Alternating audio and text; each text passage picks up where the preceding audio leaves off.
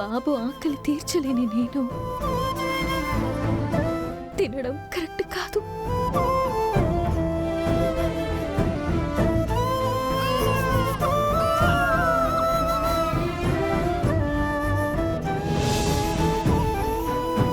అహల్య, ఎక్కడున్నావు తల్లి? నాతో వెళ్ళిపోనని చెప్పావు. పొద్దున చూస్తే ఇంట్లో లేవు. నాకెందుకో కంగారుగా అనిపిస్తుందమ్మా. పెద్దావిడ మాటలు విని నువ్వు ఇంట్లోంచి వెళ్ళిపోయావేమో అనిపిస్తోంది.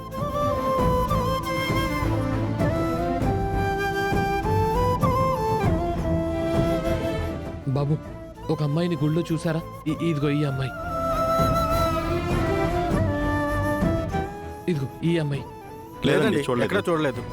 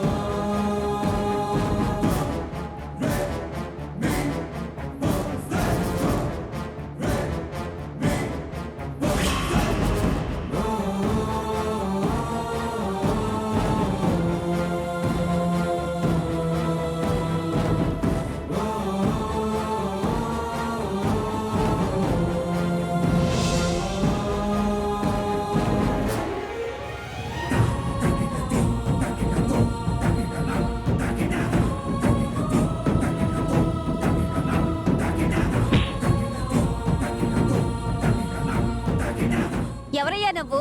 కళ్ళు నెత్తికెక్కాయా? అయ్యో సారీ అమ్మా, చూసుకోలేదు, క్షమించండి అమ్మా. తప్పైపోయిందమ్మా. మావయ్య వచ్చినట్టున్నాడు.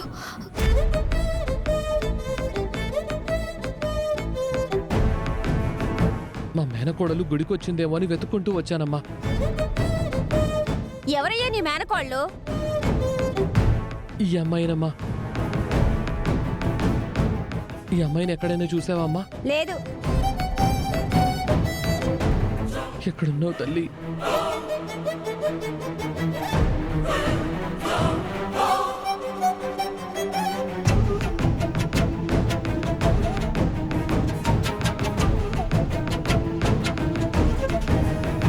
నన్ను క్షమించు మావయ్య. ఇంట్లో నుంచి వెళ్ళిపోను అని నీతో అబద్ధం చెప్పాను, కానీ తప్పనిసరి వచ్చాను. నన్ను వెతుక్కుంటూ నువ్వు వచ్చినట్టున్నా నేను నీకు కనిపించకూడదు మావయ్య. నేనెక్కడున్నానో నీకు తెలియకూడదు. పంతులు గారు, పంతులు గారు. ఏంటయ్యా? ఈ అమ్మాయి పేరు అహల్య. పంతులు గారు, ఈ గుడికి ఏమైనా వచ్చిందా? ఒకసారి చూసి చెప్పండి.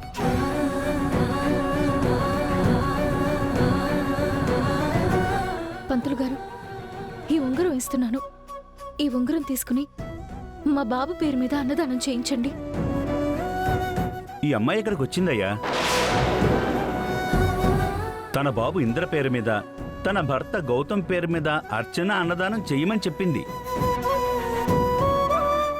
ఎప్పుడొచ్చింది పంతులు గారు? ఇందాకే వచ్చిందయ్యా. ఇప్పుడు ఎక్కడికి వెళ్ళింది పంతులు గారు? ఏమోనయ్యా, అర్చన అయిపోగానే ప్రసాదం ఇచ్చాను, అది తీసుకుని వెళ్ళిపోయింది. ఇక్కడెక్కడ ఉంటుంది చూడండి. నేను ఇక్కడే ఉంటే మావయ్యకి కనిపించేస్తాను. ఇక్కడి నుంచి వెళ్ళిపోవాలి.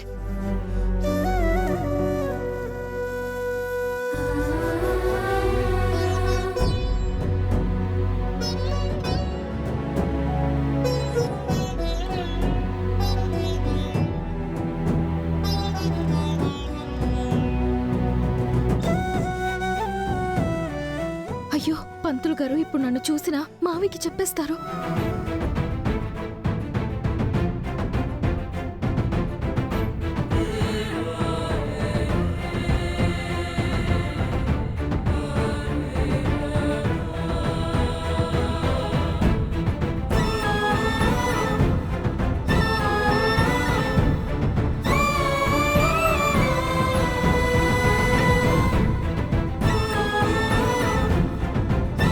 ఖచ్చితంగా అహల్య ఇంట్లోంచి వెళ్ళిపోయింది. పెద్దావిడకిచ్చిన మాట కోసం ఇంట్లో నుంచి వెళ్ళిపోయింది.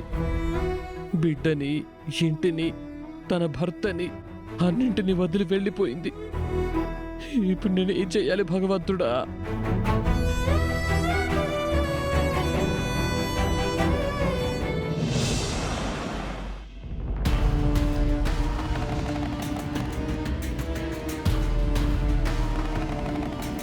అహల్య నిజంగానే ఇంటి నుంచి వెళ్ళిపోయిందా లేకపోతే గౌతమ్ దగ్గరికి వెళ్ళిందా? మనకెలా తెలుస్తుంది? ఎంత ఆలోచించినా నాకేమీ తట్టట్లేదు.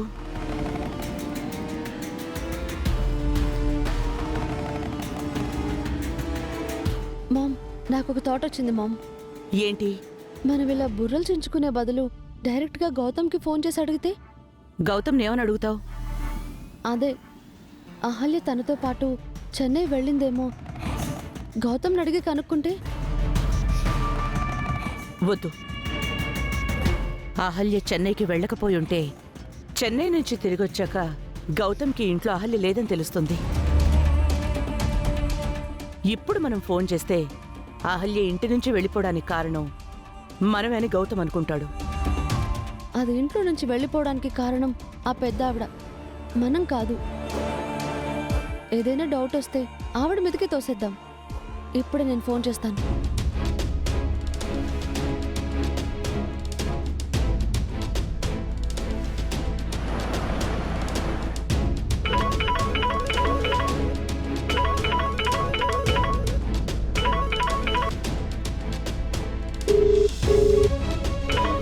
అదితి ఏంటి నాకు ఫోన్ చేస్తుంది?